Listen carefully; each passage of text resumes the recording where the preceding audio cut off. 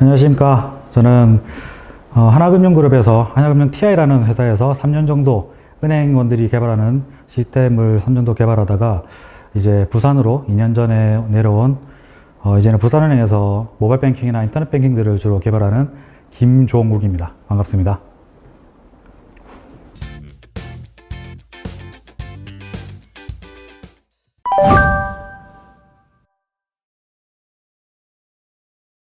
이제 개발자의 분류는 크게 보통 두 가지로 나뉘고요.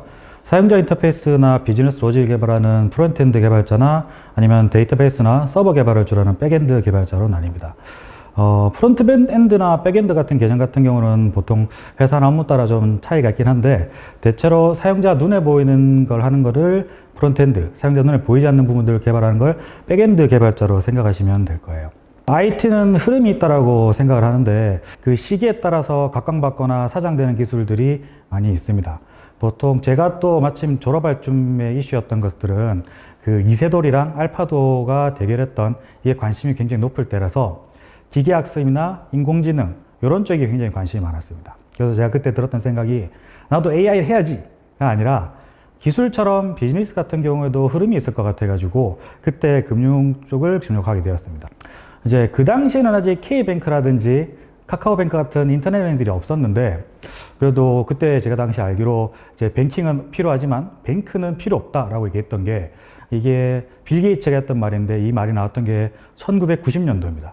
그래서 어쨌든 금융권에서 IT 비중이 점점 높아지는 게 당연한 추세고 항상 중요해질 거라 생각했기 때문에 금융 IT 쪽을 선택하게 되었습니다. 이제 말 그대로 금융권 같은 경우는 제가 몸담고 있는 은행 말고도 뭐 증권, 카드, 보험, 뭐 신탁이나 저축은행 등등 종류가 되게 다양합니다. 그래서 다양한 분야들의 IT 중요성이 엄청 늘어나고 있어서 실제로 채용 인력도 굉장히 늘어나고 있는 추세입니다. 그래서 보통 금융권을 내가 발을 들이고 싶다라고 고민이 되시면 생각을 좀 반대로 해보시면 됩니다. 내가 지금 은행을 이용하려면 뭘 하는 게 제일 편한지 혹은 카드를 만들려고 하면 뭐가 가장 먼저 하게 되는지 혹은 주식을 매입하거나 보험을 들려고 하면 가장 먼저 생각나는 게 뭔지 되돌아보시면 개발자로서 제가 끼어들어야 될 부분이 뭔지 자연스럽게 느끼실 수 있을 것입니다. 이제 보통 기업에 입사를 하기 위해서는 보통 서류 전형을 먼저 맞닥뜨리게 되실 텐데 기업마다 나오는 서류 전형이 되게 크게 다르지 않습니다. 내용들이 보통 대동소이합니다. 질문의 표현 방식은 좀 많이 다르겠지만 결국 질문의 본질이 동일하기 때문에 한 번만 딱 정리를 잘 해두시면 오히려 큰 부담 없이 진행이 가능하실 거예요. 저 같은 경우에는 실무 경력이 없던 때에는 이 대학생 시절에 했던 공모전이나 이제 팀을 모아서 만들었던 프로젝트를 위주로 포트폴리오를 작성을 했고요. 프로젝트를 진행하면서 사용했던 앱의 OS라든지 아마존 클라우드 서버, 뭐 RDMS나 그거랑 좀 다른 비관경 테이블인 NoSQL 혹은 인베디드를 이용한 뭐 카메라라든지 비콘을 이용한 블루투스 통신이라든지 이렇게 제가 썼던 기술들이랑 항상 이 기술을 왜 사용했는지에 대해서 프로젝트의 비즈니스 모델은 무엇인지 이걸 같이 함께 포트폴리오에 정리했습니다. 이게 IT 개발하다 보면 항상 기술에만 매몰되는 경우가 굉장히 많은데 사실 기술에만 매몰되지 않고 특정 기술을 내가 선정해서 배웠던 이유, 내가 이 프로젝트를 했던 의미 자체에 대해서도 함께 포트폴리오에 정리하는 것이 분명히 굉장히 도움이 되실 겁니다. 이제 실전에 돌입하셔가지고 금융권의 회사에 문을 두드리시면 보통 본인의 경험을 굉장히 잘 정리해서 주시는 게 굉장히 중요합니다. 결국 서류나 면접의 내용은 따라갈 수 없는 부분이라서 IT 성격상 면접에서는 무조건 실무 면접이 이루어질 거고 실무 면접은 서류를 기반으로 본인이 작성한 서류를 기반으로 질문이 진행될 것입니다. 이제 서류를 통과하려고 마음이 급해서 너무 많은 부분을 부풀려서 작성을 하면 정작 면접에서는 제대로 대답을 못하는 경우가 많이 있기 때문에 업무를 알고 있는 실무 면접관들 같은 경우는 개발자 한 명이 맡을 수 있는 역할의 범위에 대해서 굉장히 잘 알고 있습니다. 프로젝트의 구성만 봐도 알 수 있기 때문에 본인이 진행한 프로젝트에서 어떤 역할을 수행했는지 확실하게 대답할 수 있는 게 가장 중요하다고 생각합니다. 그리고 또 하나 중요한 것은 면접관에게서 본인이 원하는 질문이 나올 수 있도록 유도를 하셔야 되는데 IT 분야 같은 경우는 분야가 너무 광범위하기 때문에 아무리 열심히 준비를 하셔도 본인이 모르는 분야를 질문을 받기 마련입니다.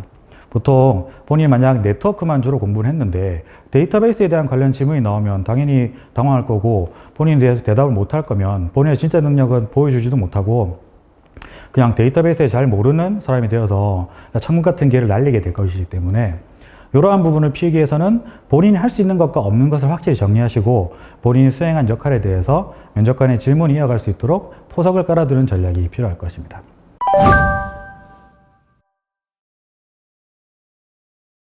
유저 인터페이스를 디자인하는 디자이너가 있고 유저 인터페이스를 만드는 퍼블리셔가 있습니다. 또 그리고 만들어진 UI에 로직을 입히는 업무 개발자가 있고 프로그램이 돌아갈 시스템을 구축하는 서버 개발자가 또 있기도 하고 이 데이터베이스를 관리하는 DBA가 또 있습니다. 또 보안에 관련된 정보보호 부서도 따로 있고요. 이게 이제 기술 기준이 아니라서 업무 기준으로 분야를 나눈다면 은행 같은 경우에는 기획, 정보보호, 시스템, 그다음에 채널, 계정계, 정보계 뭐 이런 식으로 나눌 수가 있습니다. 기획 같은 경우에는 말 그대로 사업의 방향성에 대해서 결정하는 곳이기 때문에 조금 시니어분들이 주로 포진해 계신 것이고 정보보호 같은 경우는 보안에 관련된 업무들이 주로 하게 되는 것입니다. 은행 같은 경우는 내외 외부에 망이 분리되어 있어서 이 망 관리라든지 적재되는 데이터들의 암호화라든지 이런 것들을 관리하는 업무라고 보시면 됩니다. 그리고 시스템은 말 그대로 전반적인 시스템으로서 여기에 데이터베이스나 서버, 프레임워크 같은 것들이 들어가고 이제 각 개들, 그러니까 다른 업무 파트를 연계하는 MCI라든지 EA라든지 이렇게 통신 관련된 업무들도 여기 시스템 쪽에 들어가 있습니다. 채널 같은 경우는 모바일 뱅킹이나 인터넷 뱅킹, 텔레뱅킹 등 같이 고객하고 접점이 있는 부서들이 모인 것이고 계정계 같은 경우는 여신, 수신이라고 하거든요. 그러니까 대출이나 뭐 고객에게 받는 대출 혹은 수신 이렇게 말을 하는데 은행의 핵심 업무들이 주로 포진해 있는 것입니다. 이 정보계 같은 경우는 계정계에서 만들어진 실시간 데이터들을 이제 원천 데이터들이라고 하는데 이 원천 데이터들이 굉장히 많이 쌓이기 때문에 이 많은 데이터들을 주로 관리하는 업무들이 있습니다. 주니어 개발자라고 해서 시니어 개발자랑 특별히 다른 업무를 하는 것은 아닙니다.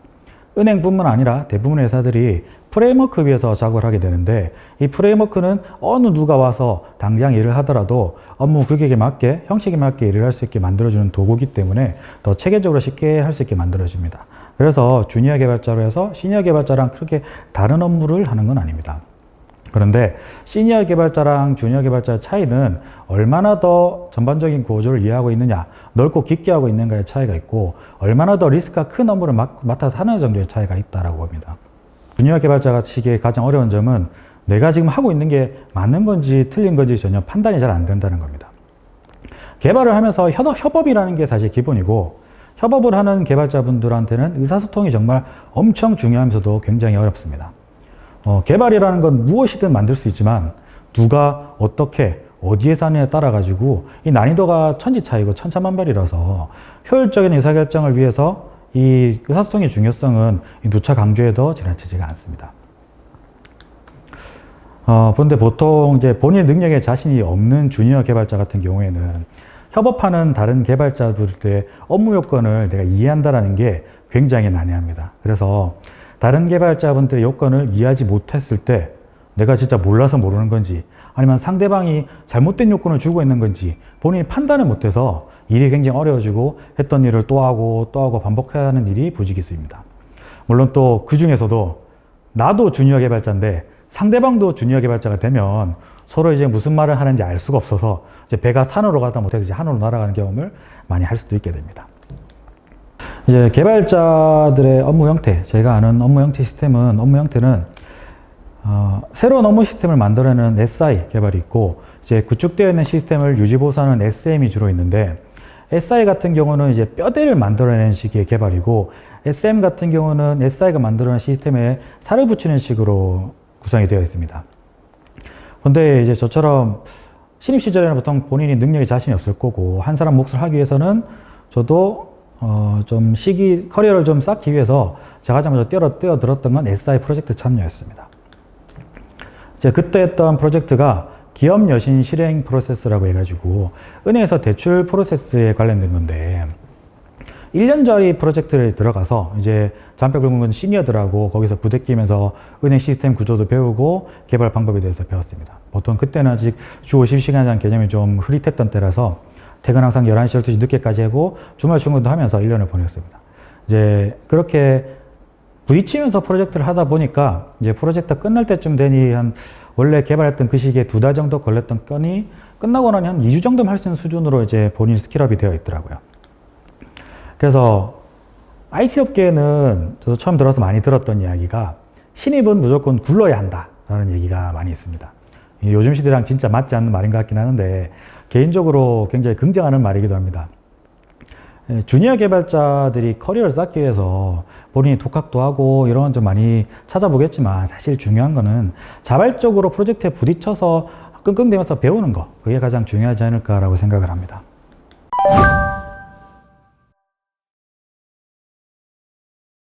앞서 말씀드렸던 것처럼 이제 시니어 개발자랑 주니어 개발자에서 업무 자체는 사실 큰 차이가 없습니다. 그런데 이제 시니어 개발자한테는 책임이 굉장히 크게 따릅니다. 그래도 가장 큰 차이점을 뽑자면 이제 프로젝트 자체를 이끌어야 된다는 게 시니어 개발자의 주된 업무입니다. 이제 시니어 개발자는 이제 때때로 이제 SI 프로젝트에 참여해가지고 프로젝트 매니저, 그러니까 PM이라고 하는 업무를 맡아서 새로운 시스템을 구축하는데 기획에 대한 협의를 주로 하는 업무를 하게 됩니다. 이때 SI 개발자들을 주로 관리하기도 하고 프로젝트 전반 일정 관리를 같이 해야 됩니다. 프로젝트를 진행을 하려면 우선 새로운 시스템을 구축하고 싶은 현업부서가 있을 건데 그 현업부서랑 협의를 통해서 새롭게 구축된 시스템의 방향성을 잡고 개발 가능성과 개발에 들어가는 공수들을 산출해서 프로젝트가 가능한지 여부와 프로젝트를 시작하게 만듭니다. 회의가 굉장히 길고 긴데 그 긴 회의 끝에 이제 기획 자체가 끝이 나면 개발에 들어가게 되고 이제 그 개발 기간이 끝이 나면 테스트 기간을 거치고 테스트 기간이 끝이 나면 정상적으로 오픈하고 오픈 이후에 안정화 기간을 또 별도로 가지게 되는데 이 프로젝트 기간에 대해서 전반적인 관리를 맡는 게 이제 시니어 개발자의 주 업무입니다. 또 근데 이 프로젝트에서 또 제일 긴 일정인 게 이 테스트인데 이때의 업무량이 굉장히 많아서 시니어 개발자의 아주 역량이 여기서 드러나게 됩니다. 시니어도 마찬가지고 주니어도 마찬가지고 사실 제일 어려운 건 항상 협업할 때 해야 되는 의사소통이 가장 어렵습니다.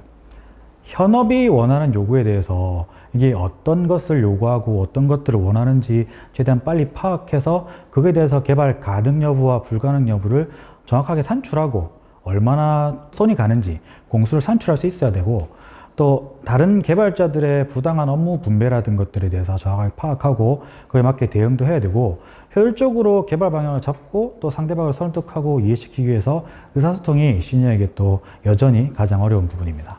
그에 대한 부담감도 많이 가지고 개발 방향성에 대해서 본인이 잡아간다는 거, 그에 대한 보람도 함께 느끼는 그런 일이 되겠습니다. 사실 개발자라면 응당 새로운 기술에도 관심이 좀 많이 있어야 된다고 생각을 합니다. 새로운 기술들을 본인이 좀 가까이 하지 않으면 이건 현상 유지가 아니라 결국 도태될 거라서 트렌드에 맞는 기술을 어떻게든 가까이 하려 해야 되고 기술을 익히고 배우려고 해야 됩니다. 저 같은 경우도 신기술까지는 아닌데 은행권에서는 아직 많이 도입되지 않은 리액트라든지 스프링 같은 것들을 아직 국내는 아직 생소하고 해외선 주류인 기술들을 익히려고 지금 노력하고 있는 중입니다. 개발자가 2년 정도 실무를 쌓고 나면 갈 수 있는 것이 굉장히 많아집니다. 열심히 업무를 수행했고 시간 허투루 보내지 않았다면 당장 지금 회사에 만족을 하더라도 일단 어디든지 나는 지원할 수 있고 어디든 갈 수 있을 거라는 기분이 분명히 들 겁니다. 이제 회사 입장에서 이제 경력 있는 개발자 같은 경우 엄청 귀하기 때문에 무조건 환영하는 분위기고요.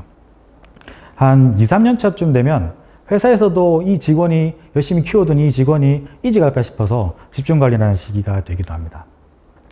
그래서 저 또한 그 당시에 굉장히 만족스럽긴 했는데 이 황금 같은 시기를 도전해보지 않고 그냥 흘려보내기가 너무 아쉬운 것 같아서 이직을 도전했고 어떻게 좋은 결과를 얻게 됐습니다. 연령차로 인한 갈등은 없습니다. 그게 만약 연령차로 대한 갈등이 있다면 그거는 회사 내부의 문화의 문제인 건지 연령 같은 경우는 절대 장애물이나 갈등의 원인이 절대 될 수가 없습니다. 개인적으로 너무 많은 분야를 알기보다는 자바나 C 같은 기본 언어들이랑 SQL, 그러니까 데이터베이스 구성을 어떻게 해야 되는지 정도만 이해만 하고 있어도 저는 충분하다라고 생각을 합니다. 이제 여기에다가 알고리즘이나 혹은 디자인 패턴 같은 것들, 효율적으로 개발하는 것들에 대해서 이해를 하면 금상첨화라고 생각을 해서 이것들을 다 익히는 데는 열심히 하시면 1년 정도면 충분할 거라고 생각을 합니다. 중요한 것은 앉아서 책을 보고 공부만 하는 게 아니라 실제로 프로젝트를 통해서 직접 부딪히면서 고생하는 게 가장 좋은 방법이라고 생각을 합니다. 실무를 하시면서 이제 새로운 기술적 저변을 넓혀간다는 건 굉장히 어려운 일입니다. 그래서 새로운 기술은 저도 기사 정도만 받아보면서 신락 같은 끈 정도만 잡아뒀고 제가 지금 하고 있는 업무에 굉장히 집중을 했습니다. 이제 저는 업무라면 그에 대한 전체적인 구조를 이해하는 게 가장 중요하다고 생각을 합니다. 큰 회사일수록 실무를 하시게 되면 본인이 맡게 되는 일이 굉장히 세분화되어 있어가지고 본인이 하는 일이 굉장히 아주 작고 전문적인 부분을 하게 됩니다.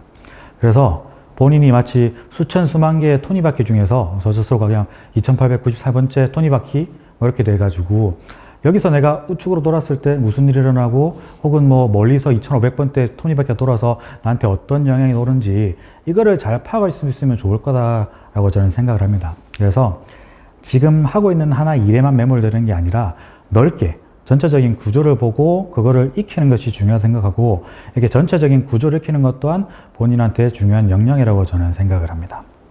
SI 개발자와 SMM 개발자의 업무가 굉장히 다릅니다. SI 개발자 같은 경우에는 긴 일정을 두고 업무를 수행을 하는데 이 프로젝트가 만약에 1년이면 일반적으로 3개월은 기획을 하고 3개월은 개발을 하고 4개월은 테스트를 하고 이제 2달은 안정화를 하게 됩니다.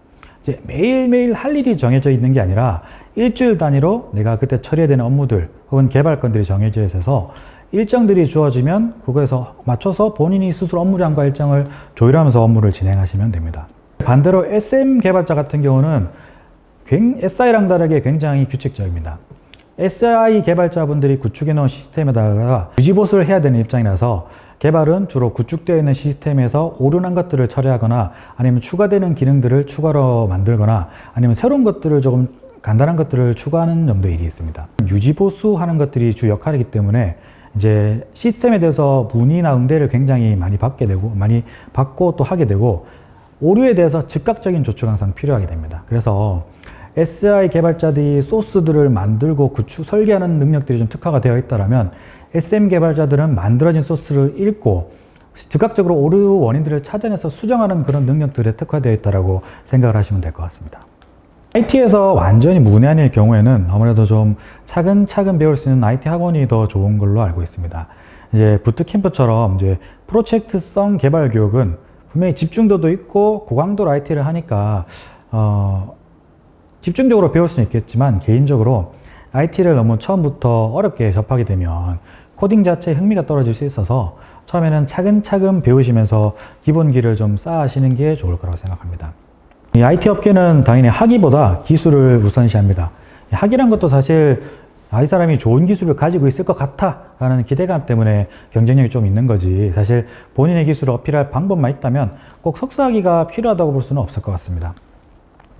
근데 조금은 말에 어폐가 있는 게 이 금융 IT 업계에서 근래에 관심도가 높은 기술들이 빅데이터라든지 아니면 AI 관련 기술들인데 IT 전공을 하더라도 학부 수준에서는 좀 많이 다루지 않기 때문에 제대로 된 빅데이터나 AI 기술을 접하려면 석사를 밟아야 하는 경우도 좀 많이 있긴 합니다. 그러니까 학위가 절대 필수 요소는 아니지만 금융업계에서 요새 관심이 많은 기술들을 배우려면 석사를 밟는 게 가장 쉽게 접근하는 방법인 겁니다. 다시 말해서 본인의 실력을 사실 어필할 방법만 있다라면 학위는 필수는 아닐 것 같습니다. 독학의 기준이 저는 어디에 있느냐에 따라 좀 다르다라고 생각이 드는데 혼자서 여러 알고리즘을 막 풀어내고 디자인 패턴들을 배우고 각종 언어들을 막 능숙하게 사용할 수 있다고 하더라도 협업이라는 거에 대한 경험이 없으면 일을 하는 데 어려움을 굉장히 많이 겪을 수 있습니다. 본인이 막 출중한 능력을 갖추고 있어도 본인만 뛰어나가지고 전쟁에서 패배한 항우처럼 안 되려면 초안지의 유방처럼 함께 일하는 바를 배워서 업무를 공부해 보시는 게 필요하다고 생각을 합니다. 이 커리어 관리라는 게 어느 직종이나 당연히 중요하겠지만 개발자의 커리어 관리는 표면에 다 드러납니다. 이제 보통 모집 공고를 보시면 특정 기술 개발 경력 N년 이래가지고 특정 기술들이 몇 년 이상 된 사람을 뽑는다는 공고가 다 올라오기 때문에 개발자한테 커리어라는 그 지원 자격하고도 똑같습니다. 현장에서 실제 개발 프로세스는 일단 우선 업무 협의부터 시작을 합니다. 업무를 기획하고 의뢰하는 현업 부서가 따로 있기 때문에 해당 부서에서 기획안을 짜오면 그때부터 회의를 좀 치열하게 시작하게 되고요. 당연히 현업 부서는 IT에 대한 이해가 깊지 않기 때문에 현업 부서의 기획안이 개발 가능한 프로세스인지 판단하는 게 IT 부서의 몫입니다. 개발 공수 산출과 프로세스 개선, 또 시행 일자에 대한 협의가 끝이 나게 되면 이제 개발자들끼리도 따로 회의를 하게 돼서 개발 프로그램 또 설계를 하고 그때부터 개발을 시작하게 됩니다. 개발 환경 같은 경우는 보통 개발, 검증, 운영 세 가지 환경으로 나뉘게 되고 개발 방식 자체는 부서마다 조금 차이가 있겠지만 대개 설계가 끝이 나고 나면 데이터베이스 구축하기 위해서 테이블을 생성하고 사내 명령 규칙에 맞는 컬럼들을 구성하고 자바나 C 혹은 자바스크립트 같은 언어들로 비즈니스 로직을 짜게 됩니다. 1차적으로 개발이 끝이 나고 나면 프로그램을 개발 환경에서 검증 환경으로 다 이관을 하고 이제 그때부터 현업들은 이 개발에 대한 산출물에 대한 테스트를 진행하게 됩니다. 현업들이 테스트를 진행해서 나오는 결함들을 개발자들에게 전달하게 되고 이제 개발자들은 이 결함들을 쳐내는 것으로 테스트 기간을 보내게 됩니다. 산출물이 나오게 되면 시행 일자를 정해야 되고 그때에 맞춰서 프로그램을 운영으로 이관해서 운영 환경에서 프로그램을 오픈하게 됩니다. 이제 운영 환경에 프로그램을 오픈했다고 해서 이게 일이 끝이 나는 게 아니라 그때부터는 실제 운영 환경에서 고객들이 사용하면서 오류들이 발견하기 때문에 이거는 조금 더 실시간으로 즉각적인 조치를 시행하게 됩니다. 그래서 사실 프로젝트에서는 프로그램을 오픈한 시기가 굉장히 긴장되고 일이 또 급박하게 돌아가는 시기가 됩니다. 솔직하게 말씀을 드려서 부산 내에서는 일할 곳이 많지 않습니다. 저도 연고지가 부산이라서 부산에서 일하고 싶어서 KT나 SK 같은 통신사들도 많이 관심이 있었는데 그만큼 기업의 수가 많이 부족합니다. 요즘 같은 경우는 오히려 사기업보다 공기업이 지원할 것이 더 많다는 생각이 들기도 합니다. 실제로 기술보증기금이나 예금보험공사, 한국예탁결제원처럼 공기업이 부산에 많아져가지고 여기서 지역인재 채용도 많아지고 있어가지고 공기업도 함께 준비해 보시는 게 도움이 많이 될 거라고 생각을 합니다. 제가 사회초년생으로 입사를 준비할 때는 커리어에 좀 가중치를 금융 IT에 두긴 했지만 사실 제가 어떤 기업에 가서 어떤 업무를 하게 될지는 저도 알 수 없는 부분이라서 좀 얕더라도 넓은 지식을 좀 쌓아둔 편입니다. 자바나 C, 자바스크립트 같은 주요 기초 언어 말고도 이제 SQL이라든지 NoSQL이나 리눅스 또는 안드로이드 같은 거, 앱 같은 것들에서 많이 사용되는 언어들을 좀 전반적으로 배우고 그걸 깊게 배웠다기보다는 이 기술들의 구문을 이해할 수 있는 수준의 지식 등을 익혀두었습니다. 그래서 사실 기초 역량에 대해서는 너무 부담 가지실 필요는 없고 헬로 월드를 찍는다라고 하는데 아주 기본적으로 구동할 정도의 지식만 있어도 충분히 무기가 될 수 있다고 생각을 합니다. 실제로 금융 분야에서 블록체인 기술이 좀 알게 모르게 많이 스며들어 있습니다. 이제 블록체인 하면 탈중앙화 혹은 신원 증명이 주된 기능이다 보니까 이증서를 대체하는 업무가 이제 먼저 적용이 된 것 같고요. 금융결전하고 참여하는 금융기관들, 은행들과 같은 참여기관들이 각각의 노드를 가지고 노드 간 통신을 통해서 그 사용자의 신원, 즉 고객의 신원을 증명하는 서비스를 지금도 제공을 하고 있습니다. 이 블록체인 개발 업무에서는 이제 블록체인 서버들을 구성하는 서버 구성 업무 개발을 할 수도 있고요. 구성된 이제 블록체인 서버 위에서 노드들을 구성하는 업무들을 할 수도 있고, 금융결정에서 또 개발 가이드를 또 제공을 합니다. 그럼 그 개발 가이드에 맞춰서 웹이라든지 앱이라든지에 대해서 개발하는 업무들도 있습니다. 또 이것 이외에도 신기술 파트가 보통 따로 있는데 그 안에서 블록체인을 이용해서 결제 시스템을 만든다든가 아니면 거래 감사 시스템들을 따로 구축하기도 합니다. 개인적으로 IT는 이제 전공하고 비전공이 사실 크게 의미가 있다고 생각하지는 않습니다. 전공을 했던 사람은 그저 좀 더 다양한 분야에 대해서 접해볼 기회가 좀 많았고 시간도 좀 많이 있었을 뿐인 거지, 하고자 하는 업무를 정했다라면 혹은 그걸 맡게 된다라면 그때부터의 출발선은 사실 한 부 이상 차이가 안 난다고 봅니다. 누구든 조금의 노력으로 격차를 줄 수 있고 더 늘릴 수도 있는 게 IT 업계라고 생각을 합니다. 실제로 제가 이제 신입 때 개발을 알려주셨던 개발자분은 원래 하시던 일이 핸드폰 장사를 하다가 개발을 시작하시더라고요. 그리고 또 지금 제가 본 가장 뛰어난 개발자분은 이 개발을 시작하는 게 지하철 타고 가다가 학령무관이라는 그 학원 광고를 보고 그때 뛰어들어서 시작을 했고, 그분이 제가 본 가장 뛰어난 개발자입니다. 사실 쉬운 건 아니겠지만 막상 일을 또 시작하면 그 회사마다 일을 진행할 수 있게 프레임워크들이 짜져 있기 때문에 항상 스스로의 자신감을 가지고 업무를 배우고 공부를 하시면 좋을 것 같습니다.